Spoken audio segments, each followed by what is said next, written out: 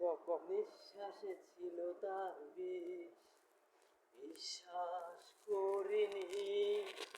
আমি ভেবেছিলাম আপন, সে তো ভাবেনি।